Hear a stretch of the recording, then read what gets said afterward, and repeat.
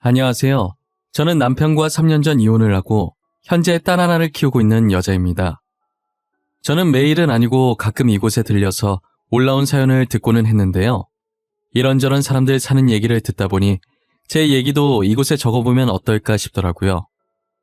제 사연 읽고 공감해 주시는 분들이 과연 몇 분이나 계실까 싶지만 그래도 저 나름대로는 남들이 쉽게 접하지 못할 일을 경험했다고 생각하고 있었거든요. 그래서 이렇게 익명의 힘을 빌어서 조심스럽게 사연을 보내보려고 합니다.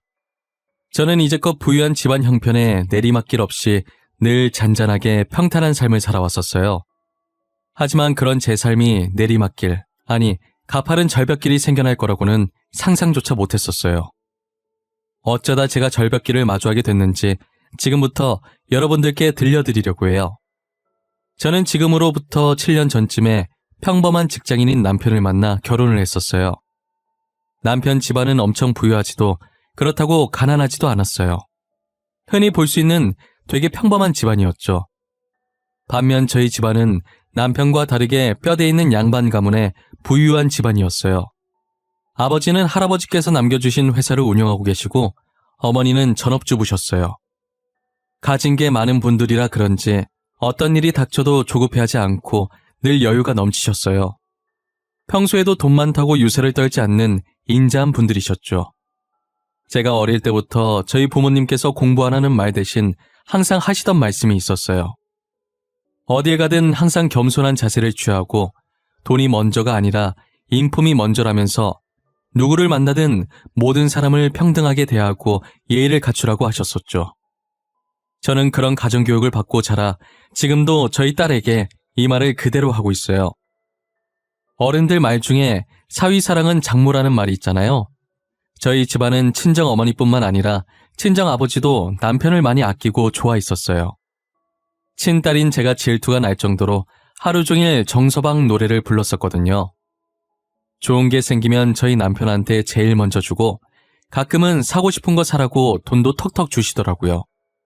제가 달라고 할 땐 며칠 동안 옆에 붙어서 징징거려도 안 주더니 남편한테는 어찌나 잘 주던지 누가 보면 남편이 아들인 줄 알겠더라니까요.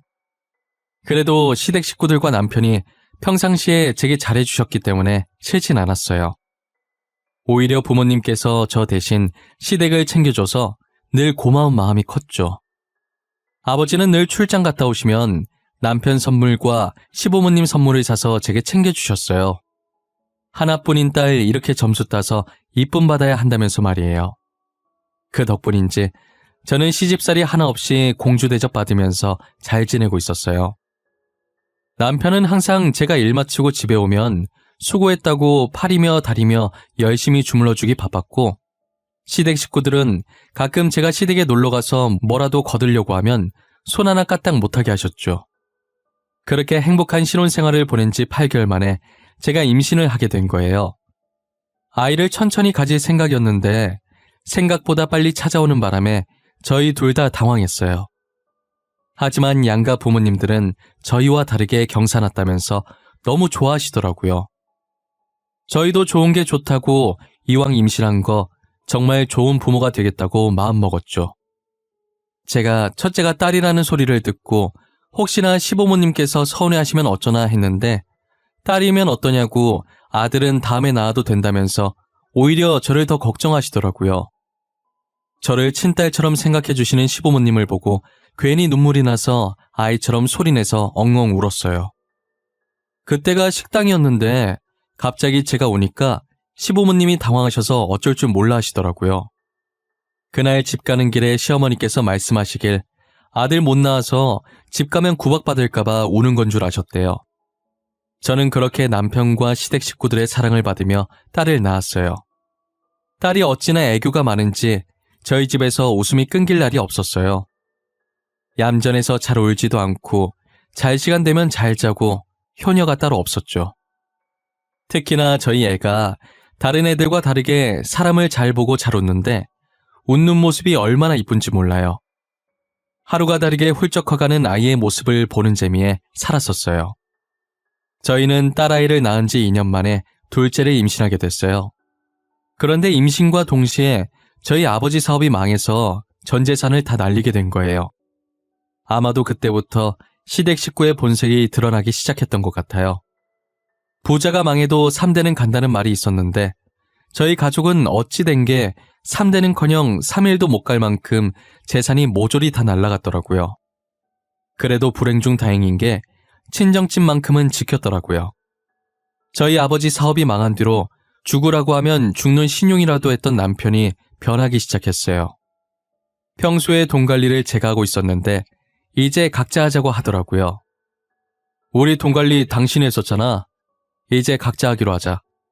내 통장 어디 있어? 이번 달부터 내 돈은 내가 관리할게. 갑자기 왜? 언제는 내가 재무팀에 있어서 돈 관리 좀 해달라더니 당신 혹시 돈 필요해? 돈 필요해서 이러는 거면 필요한 만큼 내가 줄게. 아니, 그건 아니고 남자가 그래도 수중에 돈을 들고 있어야지. 언제 급한 일 생길지 모르잖아. 그리고 아버님 회사 부도나셨다며? 혹시나 해서 말하는데 나 도와줄 돈 없어. 뭐야, 나 돈 빌려달라고 한 적도 없는데 서운하게 꼭 그렇게 말해? 우리 집 일은 우리가 알아서 할 거야. 당신한테 손 벌릴 일 없어. 그럼 됐고 일단 내 통장 줘. 이번 달부터 내가 관리하겠다는 마음은 변함없어. 제가 아버지 회사 망했다고 남편한테 도와달라고 한 적도 없는데 저렇게 딱 잘라서 말을 하니 제 입장에서는 엄청 서운하더라고요. 솔직히 저희 부모님이 그동안 남편한테 얼마나 잘했는데요. 딸인 저보다 남편을 더 챙겨주고 아껴줬는데 저렇게 말하면 어느 누가 안 서운하겠어요. 저는 남편에게 서운했지만 뭐라 말도 못하고 혼자 속으로 끙끙 앓고 있었어요. 그리고 남편뿐만 아니라 시댁 식구들도 저를 대하는 태도가 냉랭해지더라고요. 손 하나 까딱 못하게 하셨던 시어머니께서 틈만 나면 저를 시댁에 호출해서 이거 해라 저거 해라 사소한 거 하나까지도 시켜먹고 계시더라고요. 임신 초반이라 조심해야 한다고 했지만 두 번째 임신은 괜찮다면서 정말 말도 안 되는 억지를 부리시면서 저를 시켜먹는 거예요. 그리고 저 하나로 모자라 첫째 딸한테도 막대하는 게 보이기 시작하면서 뱃속에 있는 아이도 딸이라고 할까봐 겁나서 일부러 아이 성별도 묻지 않았어요. 시어머니는 또 저를 호출하셔서 친구들 올 거니 빨리 와서 음식을 만들라고 하시더라고요. 하필 제가 첫째랑 다르게 둘째를 가졌을 때 입덧이 심했었어요. 음식을 만드는데 저도 모르게 계속 헛구역질이 나오더라고요. 이게 참으려고 해도 참아지는 게 아니잖아요. 그래도 저 나름대로 한번 참아보겠다고 이를 악물고 있었는데 시어머니께서 잠깐 제가 헛구역질하는 소리를 듣고선 들고 있던 소쿠리를 제 쪽으로 던지시더라고요.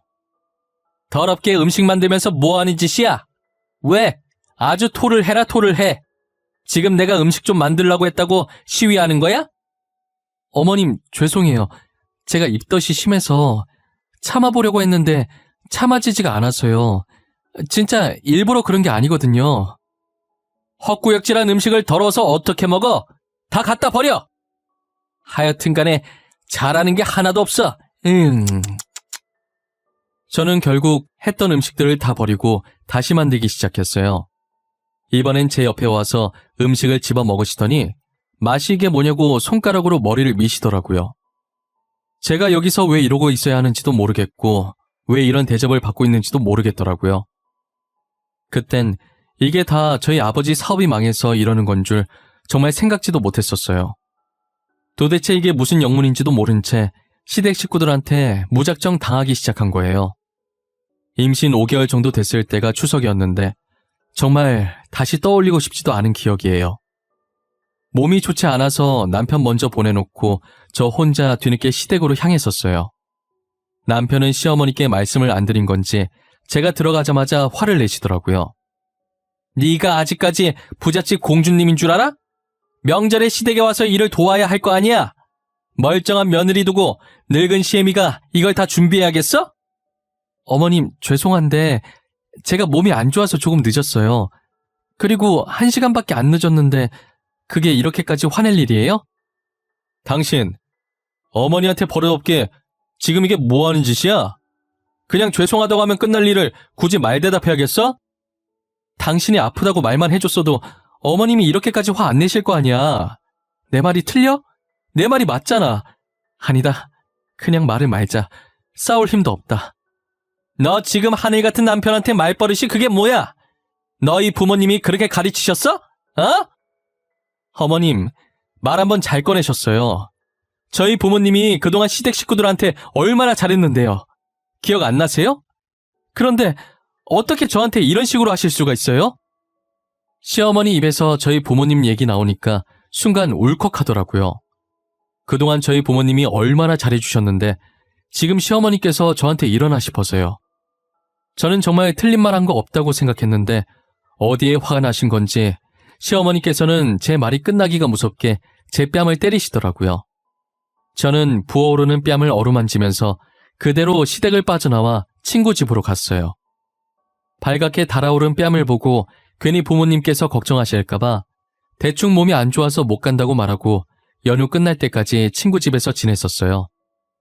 걱정하시는 것보다 시댁 식구들한테 실망하실 게 커서 입이 안 떨어졌어요. 친구는 제 얘기를 듣더니 어떻게 사람들이 그렇게 못됐냐고 당장 이혼하라고 하더라고요.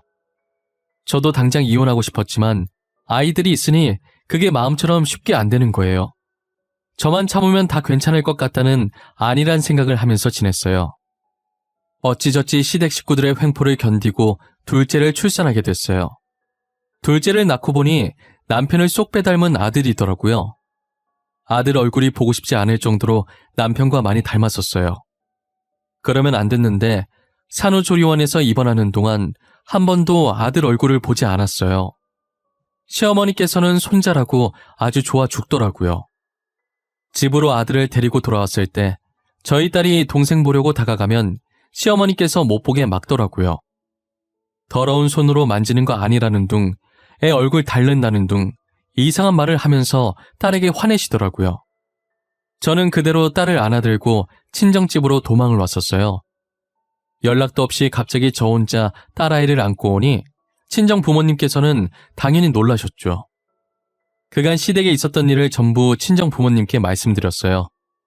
당장이라도 이혼하라고, 그동안 자신들이 어떻게 했는데 은혜를 이따위로 갚냐고 난리셨어요. 애들을 봐서라도 참고 지내려고 했는데 도저히 안 되겠는 거예요. 애들 지키려고 계속 거기 있었다간 제가 먼저 죽을 것 같더라고요. 저는 이혼 서류만 우편으로 보내주고 남편을 만나지 않았어요. 그랬더니 남편이 시어머니와 함께 저희 집을 찾아왔더라고요. 딱히 얼굴 마주하고 싶지 않아서 나가보진 않았는데 시어머니와 저희 부모님이 대화하는 소리가 들리는 거예요.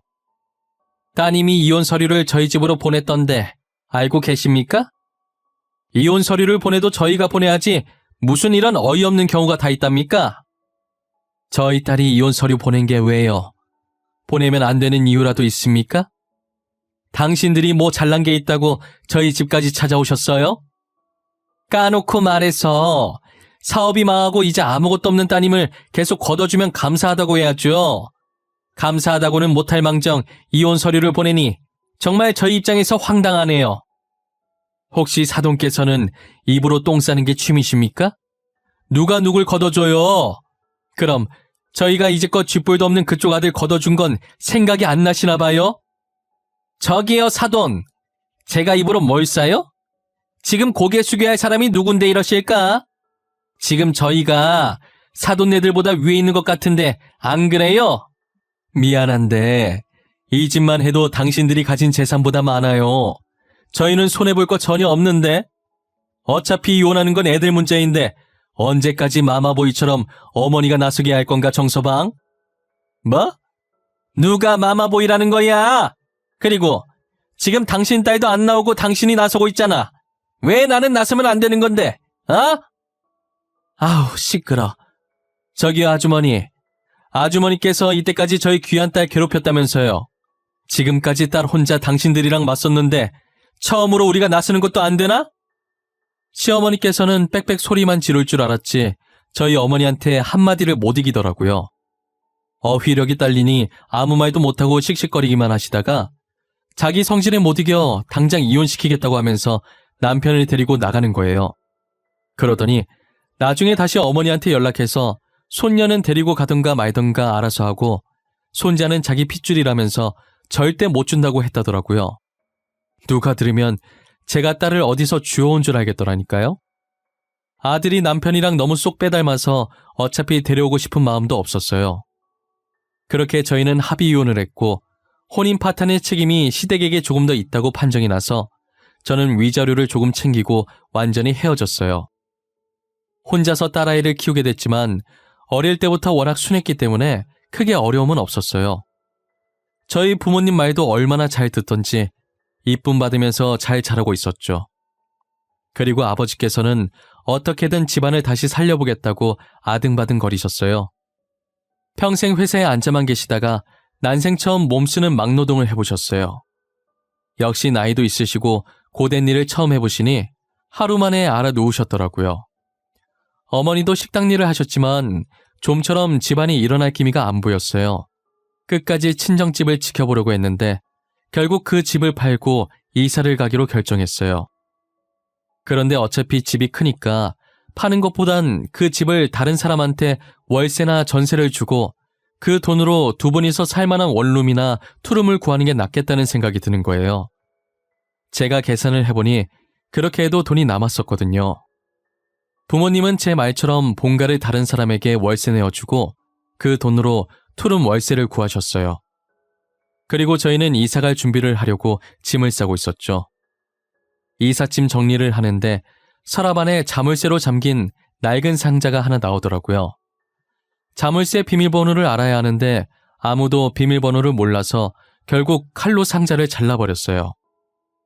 낡은 상자 속엔 상자만큼이나 낡은 땅 문서가 들어있었어요. 그것도 하나가 아니라 둘이나 들어있더라고요. 할아버지가 몰래 숨겨놓으셨던 땅 같았는데 명의를 보니 제 이름으로 되어 있더라고요. 문서와 함께 편지가 하나 있었는데 혹시나 집안이 망하게 될 때를 대비해서 제 이름으로 땅을 사두셨다고 적혀 있는 거예요. 할아버지는 정말 몇 수 앞을 내다보고 계셨던 건지 저희 부모님이랑 편지를 보면서 감탄했어요. 현재 그 땅 시세가 얼마나 될까 궁금해서 알아보니 현재 하늘을 찌르고 있더라고요. 제가 곰곰이 생각해보니 요즘 들어서 자꾸 저한테 땅 팔라는 전화와 문자가 왔었는데 저는 당시에는 단순하게 신종 보이스피싱인 줄만 알았었어요. 아버지 사업하고 있을 때 연락 왔으면 아버지가 가지고 있는 땅 때문에 일어나 라고 생각했을 텐데 현재 사업 말아먹어서 다 잃었는데 무슨 땅을 말하나 싶었거든요. 그런데 그 사람들이 말한 땅이 바로 이 땅들이었던 거예요. 이 땅들도 알고 보니 최근에 갑자기 시세가 올랐다고 하더라고요. 말 그대로 저희 집안은 지혜로우신 할아버지 덕분에 다시 돈방석에 앉게 된 거죠. 저는 부모님을 모시고 땅 문서에 적힌 주소를 찾아가 보기로 했어요. 도착해보니 삐까뻔쩍한 번화가 사이에 폐건물이 하나 덩그러니 있더라고요.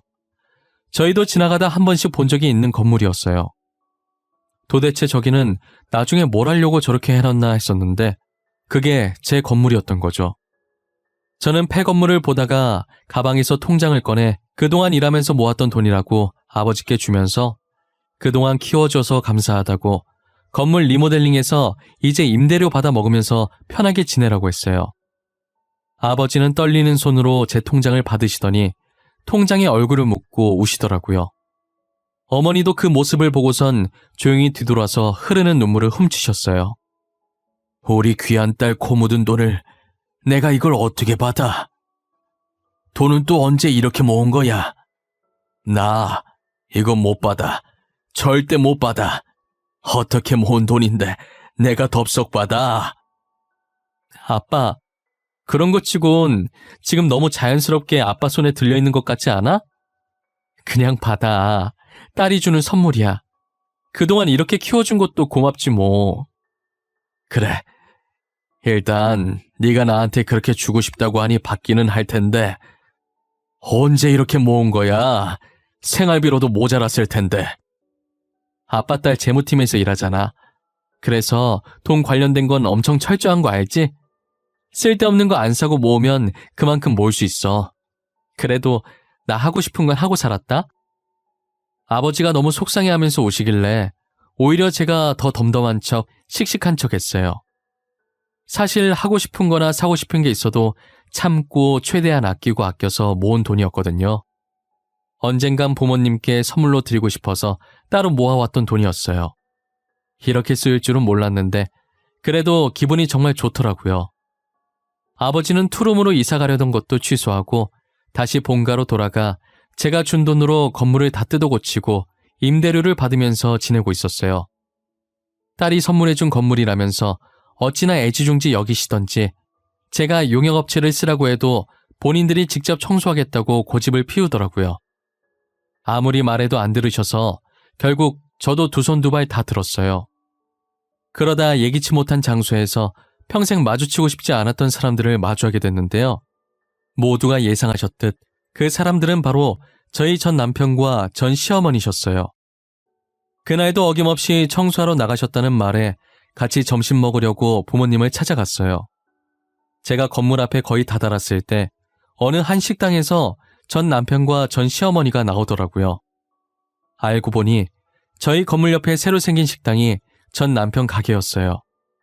저는 그 두 사람을 보고 멈칫했고 그들도 저를 보고 걸음을 멈추더라고요. 마침 저희 부모님께서도 청소가 끝나셨는지 청소용품을 들고 나오고 계셨어요. 드라마도 아니고 어쩜 그렇게 타이밍이 절묘한지 모르겠어요. 고무장갑을 낀 채 청소용품을 들고 나오는 저희 부모님을 본 전 시어머니께서는 한쪽 입꼬리를 올리면서 팔짱을 끼고 저희에게 다가오더라고요. 어머, 이게 누구야? 사돈, 아참, 이제 아니지? 아주머니께서 여긴 어쩐 일이세요? 이 건물에서 청소하시나 봐요. 혜지야, 어디서 개 짖는 소리 안 들리니? 똥개가 앞에 있나 왜 이렇게 시끄러워? 저기요 아주머니. 아주머니 가던 길이나 계속 가세요. 저희 아세요? 자존심은 여전하시네. 그쪽 꼴 보니 저도 아는 척하고 싶지 않아요. 부잣집 사모님께서 어쩌다 남의 건물 청소나 하고 계실까? 내가 건물 청소를 하든 뭘 하든 뭔 상관이시래? 그쪽은 엄청 대단한 일 하고 있나 봐요. 저희가 이번에 식당 하나 차렸거든요. 옆에 있는 저 식당인데 언제 한번 드시러 오시던가. 아 맞다. 저희 가게 메뉴가 좀 비싼데 드시러 오실 수 있을지 모르겠네. 전 시어머니의 막대먹은 성격은 예나 지금이나 여전하시더라고요. 어머니도 만만치 않게 전 시어머니의 말에 한마디도 지지 않으시고요. 저희 가족에 대한 비아냥거림으로 전 시어머니의 입은 쉬질 않으셨어요. 언제까지 하려나 볼참이었는데 저희 건물에서 일하시던 분이 나오시는 순간 전 시어머니의 입에서 더 이상 소리가 새어나오지 않았어요. 사장님들, 오늘도 청소하러 오신 거예요? 진짜 대단하세요. 돈이 그렇게 많으신데 업체 한번 안 쓰시고 매번 이렇게 직접 청소하기 힘들지 않으세요? 에이, 아니에요. 제 건물 제가 청소하는데 뭐가 힘들어요? 안 그래도 저희 딸이 업체 쓰라고 난리더라고요. 생각 안 해본 건 아닌데 저희가 하는 게 마음 편해요. 두 분 다 대단하신 것 같아요. 아, 커피 한 잔씩 드릴까요? 저희가 이번에 신메뉴 개발했거든요. 여기서 일한 지도 1년이 지났는데 이제껏 임대료 한 번을 안 올리시고 정말 너무 감사해요. 아니에요. 지금같이 경기도 안 좋을 때 임대료까지 올리면 자영업자는 뭐 해먹고 살아요. 있는 사람이 좀 도와주고 하는 거죠. 신메뉴 맛이 어떨지 궁금한데 한 잔 마셔볼까요? 저희 어머니와 세입자의 대화를 듣던 전 시어머니와 남편은 가만히 서서 눈만 굴리고 있더라고요. 그러다 저희 부모님은 세입자를 따라 신메뉴 맛보러 카페 안으로 들어가셨고 곧이어 저도 뒤따라 들어가려는데 전 시어머니께서 제 손목을 붙잡으시는 거예요. 전 시어머니의 표정을 보니 제게 묻고 싶은 말들이 너무 많아 보이시더라고요. 저는 그 손을 뿌리치고 아까 전 시어머니가 저희 부모님께 그랬듯 똑같이 팔짱을 끼고 무슨 할 말이라도 있냐는 표정으로 쳐다봤어요. 제가 할 말 있으면 빨리 하라고 하니 저게 다 무슨 말이냐고 물어보는 거예요. 저는 아무렇지 않게 방금 들은 그대로라고 저 건물 저희 부모님 건물이라고 말했죠. 어떻게 된 일이냐고 물어보시길래 제가 꼭 대답을 해야 되냐고 말하고 카페로 들어왔어요. 카페 안으로 들어와 전 시어머니와 전 남편을 몰래 지켜보니 뻥진 표정으로 서 있다가 자신의 머리를 주먹으로 치더니 주랭랑 치시더라고요. 번데기 앞에서 주름 잡은 꼴이니 아까까지 자신들이 했던 행동이 얼마나 쪽팔리겠어요. 저는 그동안 당한 수모들에 대해 한 방 먹인 기분이 들어서 좋더라고요. 그런데 이게 제 발목을 잡기 시작할 줄은 꿈에도 몰랐어요. 전 시어머니와 전 남편은 저희가 다시 부자가 됐다는 것을 알고 들러붙기 시작했죠. 저희가 마주쳤던 그날 이후로 부모님 건물 앞을 기웃거리시면서 친한 척을 하셨나 봐요. 사돈으로 함께했던 시간들을 생각해보라고 하는 말에 어머니가 기가 찼다고 하시더라고요. 전 시어머니뿐만 아니라 전 남편도 제 회사까지 찾아와서 다시 잘해보자고 하고 난리도 아니었죠. 결국 거머리 같은 시댁 식구들을 피해 부모님은 용역업체에다가 건물 청소를 맡겼고 저는 오랫동안 다니던 회사를 그만두고 다른 회사로 이직을 하게 되었어요. 이제 마주칠 일 없을 거라 생각했는데 저희가 이사를 가지 않았으니 시댁 식구들은 친정까지 와서 들러붙기 시작하더라고요. 어머니는 그럴 때마다 주방에서 소금을 들고 나와 대문 앞에 있는 그들에게 뿌렸어요. 그 정도 했으면 자존심 상하고 지칠 만도 한데 매일같이 찾아오더라고요. 저희는 참다 못해 그 집을 다시 다른 사람에게 세를 주고 이사를 갔어요. 이사를 간 후로는 시댁 식구들을 마주치지 않게 됐고 진작에 이사를 갈 걸 그랬나 싶었어요. 그로부터 반년 뒤에 시댁 식구들의 소식은 뉴스를 통해 알 수 있었죠. 시댁이 운영하던 식당에서 일하던 한 알바생의 고발로 반찬 제사용 논란이 생긴 건데요. 알바생이 찍어놓은 증거 영상을 보니 빼도 박도 못하겠더라고요. 저희 가족은 뉴스를 보며 혀를 찼고 망신살도 이런 망신살이 없었어요. 제 딸도 뉴스를 보면서 그동안 우리한테 했던 짓 때문에 벌 받는 거라고 한마디 거들었어요. 그동안 아빠 없는 자식으로 만들어서 미안했는데 딸도 시댁에 대한 마음이 저와 같았더라고요. 저렇게 뉴스까지 났는데 식당은 잘 될 리 없었고 손님이 완전히 끊겨버리자 식당 문을 닫게 됐어요. 막상 저런 상황이 오니 통쾌하기보다 제 딸아이의 아빠라서 그런지 불쌍하다는 생각이 들었어요. 그러다 저와 딸에게 한 행동을 곱씹으며 상처 준 만큼 돌려받는 것뿐이라고 독하게 마음먹었죠. 지금 저희 가족은 예전보다도 더 잘 지내고 있어요. 딸도 이제 유치원을 다니면서 아빠 없이도 씩씩하게 잘 커주고 있고요. 저와 저희 부모님도 아빠의 빈자리를 못 느끼게 해주려고 노력하고 있어요. 딸이 남편보다 저를 닮았는지 어린 게 똑 부러져서 벌써부터 말을 되게 잘하더라고요. 저는 요즘 딸아이 하나만 바라보면서 열심히 이 각박한 세상을 잘 버티고 있어요. 딸아이를 안 낳았으면, 아니, 딸아이를 안 데리고 왔으면 어쩔 뻔했나 싶어요. 혼자 살겠다고 도망쳐 나왔으면 분명 이렇게 행복하게 살지 못했을 거예요.